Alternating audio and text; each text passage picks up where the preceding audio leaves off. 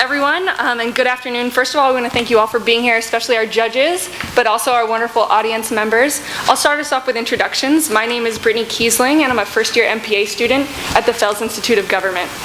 My name is Nate Bronstein. I got my master's in education at Penn, and now I'm a first-year MPA MSSP student with the School of Social Policy and Practice and the Fels Institute of Government. I'm Rob Alterman. I'm a first-year MPA candidate at the Fels Institute of Government. Hi, my name is Sahil Eshki. I'm a fifth-year PhD candidate in electrical and systems engineering. So each one of us has a background in education. And as a teacher, we learned very quickly how important resources are in the classroom. And so our idea at Schoogle is to build a mobile app that uses those resources and creates an inventory management system to make inventory management more efficient and more accurate.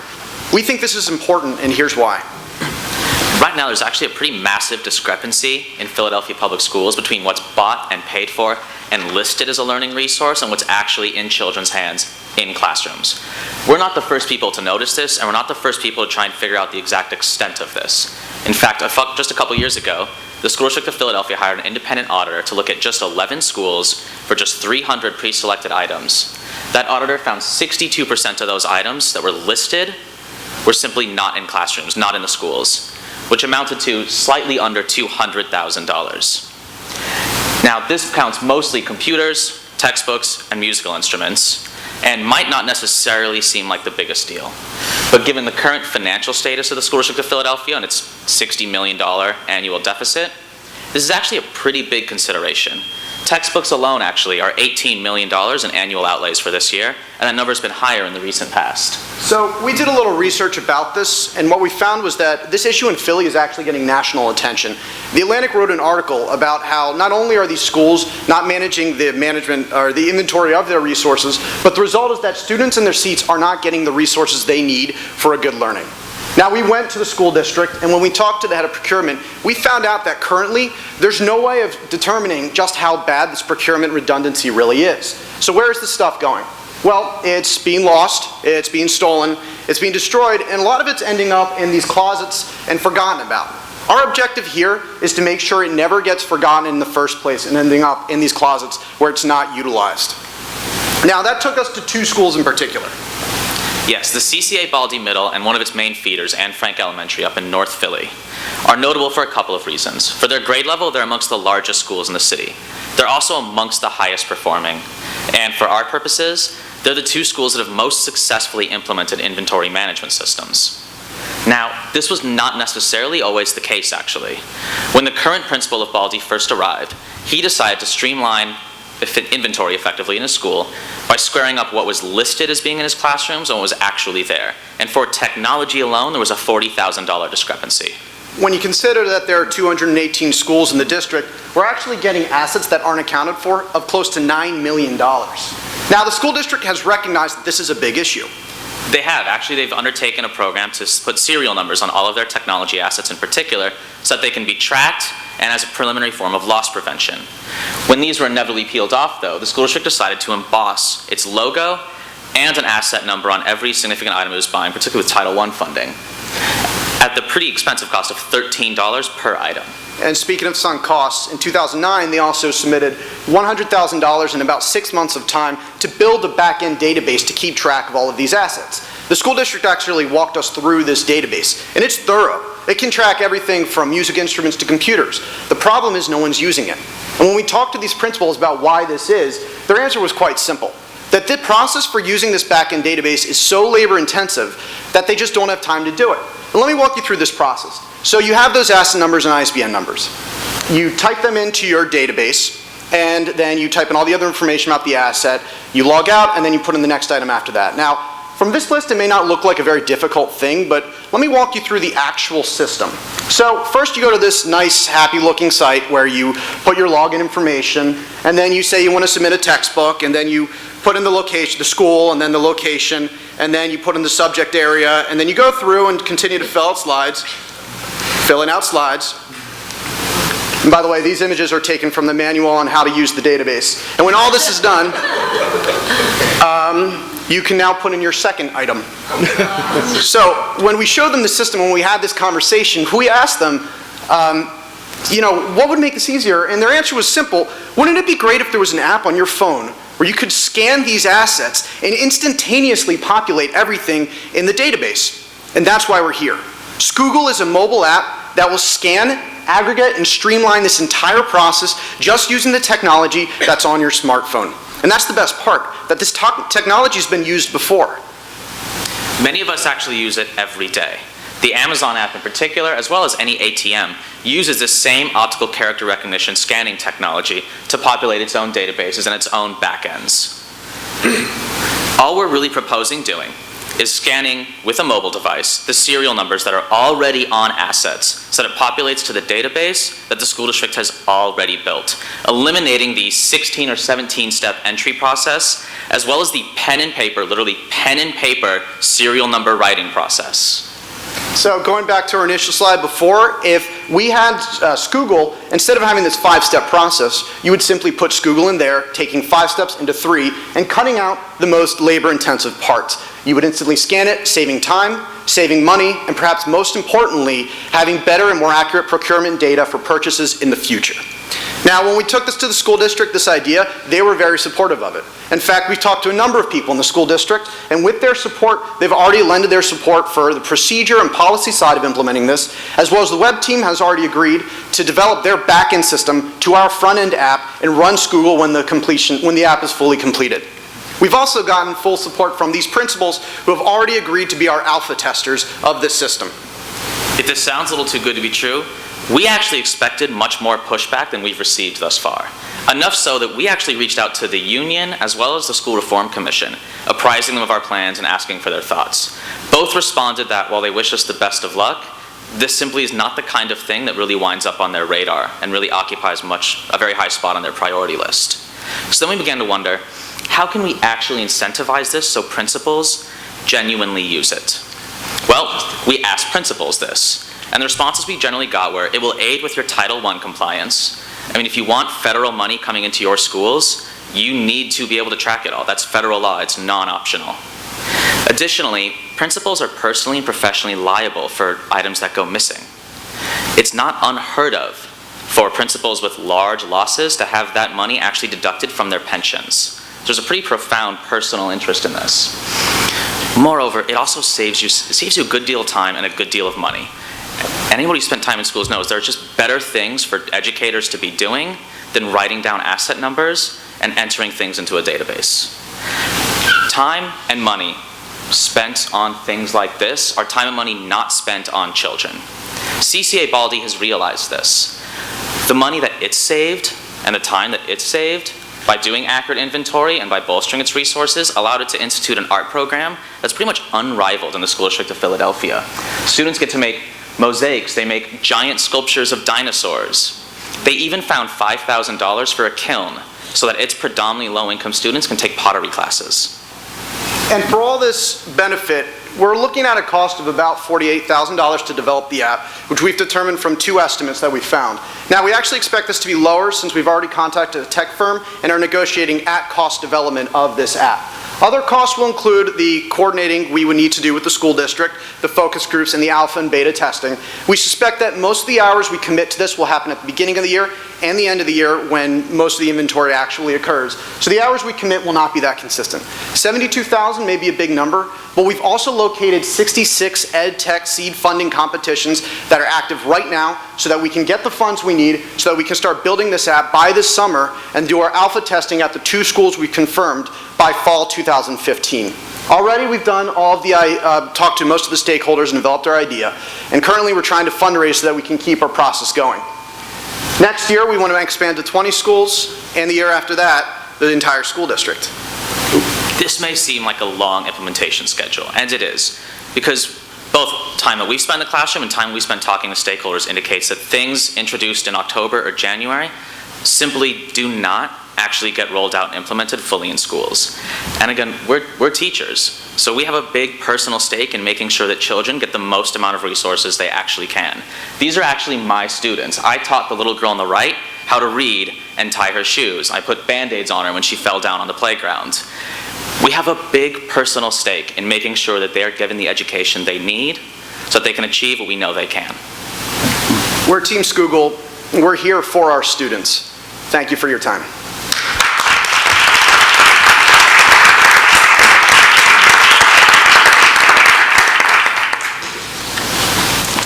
I would like to take any questions that you folks have, so go ahead. I'll start. So question, is the ability in the app going to give the principal the understanding of where it is in the school? Will it be able to, I mean, I don't expect it to geo-track it, but will it be able to know, like, oh, this is where the laptop went to this teacher and to those pieces, so they could really get an accurate sense of when they can't find it, where's the piece? Right, absolutely. That was a fantastic question, and definitely when we were building Schoogle and we had this in mind, is we want our principals to be able to know where their resources are, so that if one teacher's saying, hey, I'm missing these books in this classroom, or I have an X amount of students here, is there anywhere else in the school with those items? And the application will be able to, of course, not geo-track it, but we'll be able to, when you first scan the item in, you're gonna have an opportunity to say, like, what location that is. And also that location is already represented in the database that has already been built by the school district. Yep, thank you. And if I may add on to that, so we can actually go into how that app operates. So we essentially once we've scanned an item, it will populate with essentially where it is and what the quality is, and you can change it. But also once you go into a location, you can essentially see what are the list of things that are supposed to be in that location, and quickly just say whether it's in or it's elsewhere. We also have a list that's populated with essentially the items that were reported missing and the forms that have to be filled out to report those losses. So you can show depreciation as well as movement within the school as well? We hope so. Good. Thanks. So I know you mentioned this is a national problem, and I would suspect that that's right. Did you look at best practices in other places? Are there other large school districts that are doing something better, innovative? Yeah, absolutely. That's a fantastic question. Now, in terms of this being implemented in other school districts, there are definitely other companies out there that focus on procurement and helping inventory management. And with that, most of the systems that they use require schools to place barcodes on every single either book or technology. But right now, as you could see from some of our other slides, the school district had just already paid the money to emboss a lot of these tablets and computers that we have. So what makes Schoogle different is that OCR technology, and the fact that we don't need barcodes, that we can just go up and scan it and it'll pick up on the asset number and track things that way. Yep. Thank you for your question. And if I may add on very briefly. So what we're building is actually on top of the sunk cost. So the database, it's been through a few iterations within the school district, and a lot of money has gone into essentially perfecting that back-end database. What we're about is essentially getting that database used. So I have to start with bravo. I found that a very compelling presentation. It's always a great sign when you can answer a question by going back to the PowerPoint. That's good. Is there? Tell me a little bit about the risk that you guys face. Are there vulnerabilities in this implementation plan that you've thought about, that you anticipate, either organizational or technological, or what's that zone of uncertainty that might come bite you on something, the accuracy of the reading through OCR, for example? Excellent question, and this is something that I promise you has been keeping us up at night as we've been going forward. In terms of sort of developing this, we realized that one thing that we wanted to address early on is the fact that a lot of these textbooks are sitting in these rooms to begin with. And we realized that this system is for tracking all these resources moving forward. So that doesn't necessarily account what's already there to begin with. And the way we sort of address that or sort of cope with this is when we went and talked to stakeholders and people in the school district as well as principals, what they told us is the logistics of trying to go in and find all those materials and move them all to where they should go would be, one, be very, very difficult, and two, might not be the best most efficient way to use our time, since a lot of this stuff is out of date anyway. So in terms of like thinking of those weak points, we've had to sort of push that aside and say, okay, we're not going to worry about those assets already there. We're going to say moving forward, we're going to have a more efficient management as well. Was there anything you wanted to add? I think that was a good one. Yeah. I want to go back to the slide you had regarding the incentive for, I think it's like principals or to affect salary. Yeah, right here. That's, to me, kind of the number one issue of understanding, and you spoke to the people of the SRC in terms of why this really matters.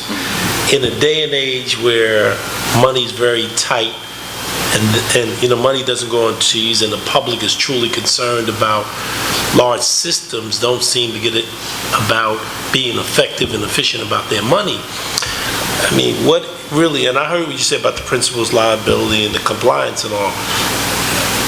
To your knowledge, why hasn't this been done either before, or is it being done anywhere in the United States or any place around the world? I mean, that's my issue about the incentive of people really actually doing it. I mean, believe me, great idea.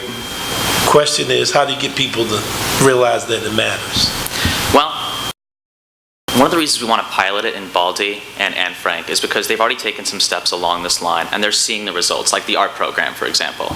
So we're hoping after a 9-month beta test, if we can realize some significant savings, and in turn, if that money can be pumped into the school's discretionary fund and spent on children, then those principals will be able to sell it to their larger learning community as being something that has had a positive, tangible effect on their schools. I mean, people get into being principals effectively because they want to help children.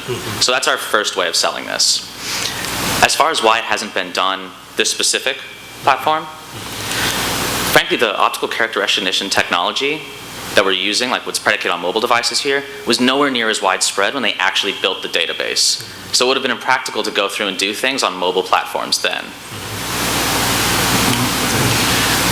Follow-up question to that on the incentive side.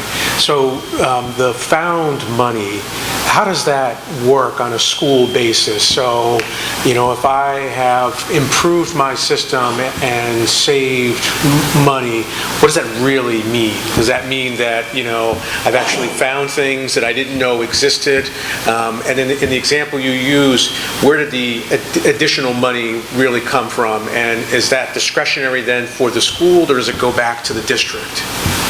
That's an excellent question, and one that we actually just asked principals and procurement officials on, because we were a little unclear on it at first.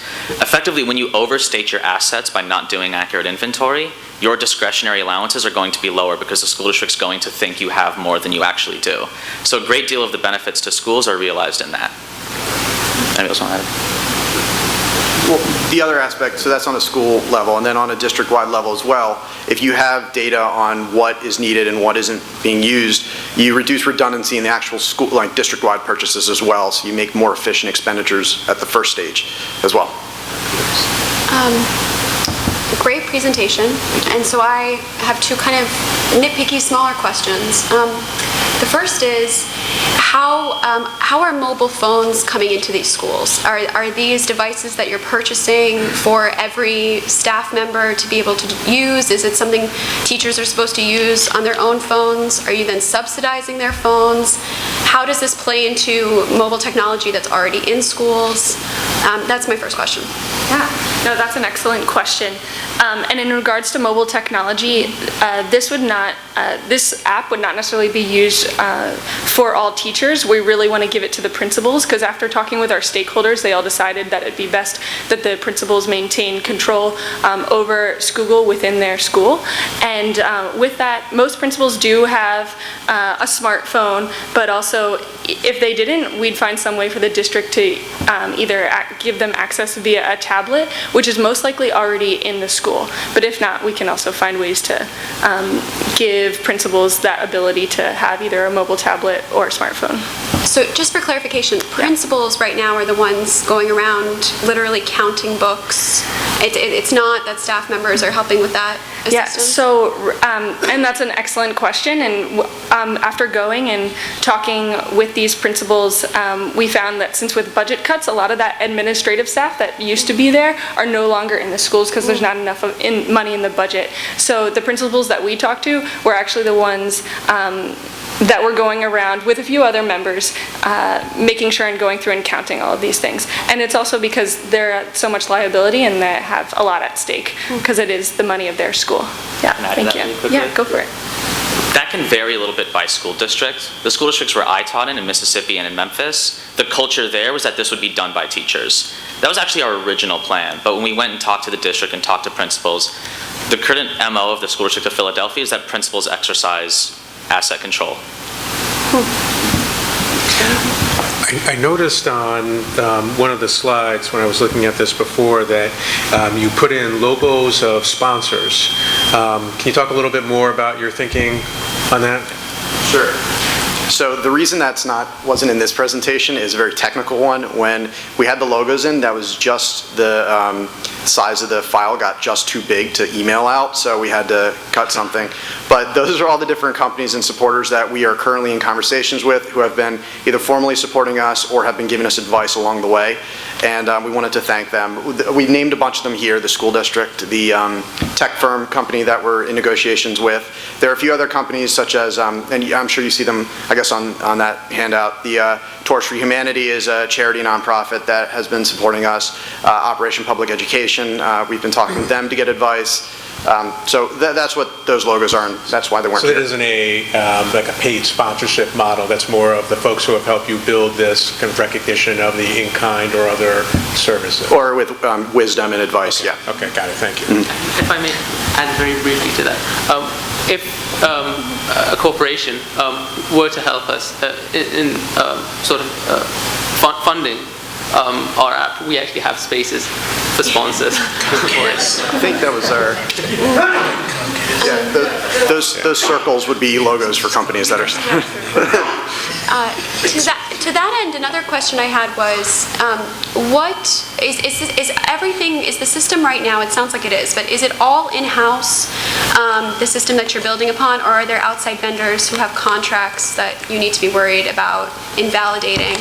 Similarly, does your mobile app displace any permanent staff members that are currently within the district? Like what types of logistical problems are you going to face?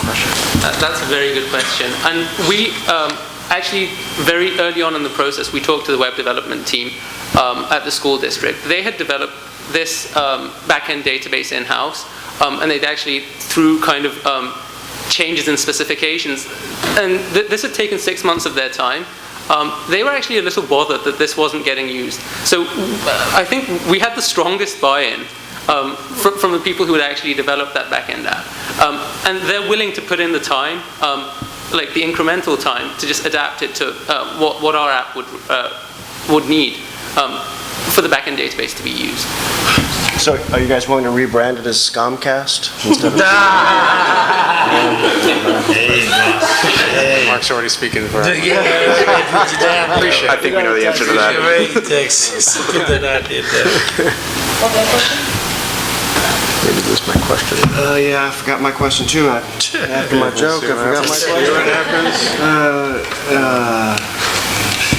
I'm getting too old. Getting too old to be a judge. So Ed, did you look at, is there a amount of time, say per school, per principal, that you think you'll save? Do you have a sense of that? Yeah, it varies by school. We've gotten, it's as long as a week is spent on inventorying. Sometimes it's shorter than that. It depends on how careful they are. With Baldy and Anne Frank, it's probably towards the later end of that, a week at the beginning of the year, and then a week at the end of the year. Really quickly. Oh, yeah.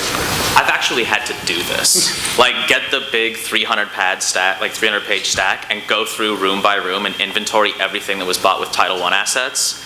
I would never wish that kind of tedium on everybody or on anybody, but like, yeah, I think it took me 6 days, and they're a little bit more efficient. They told us it takes them usually between 3 and 5.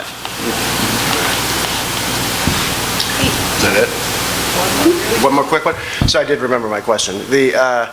Oh my God, it just ran out of my head. I'm sorry. I'm just getting so old. Senior moment. Maybe I'll talk to you about it later. Great job. Thank you so much for your time.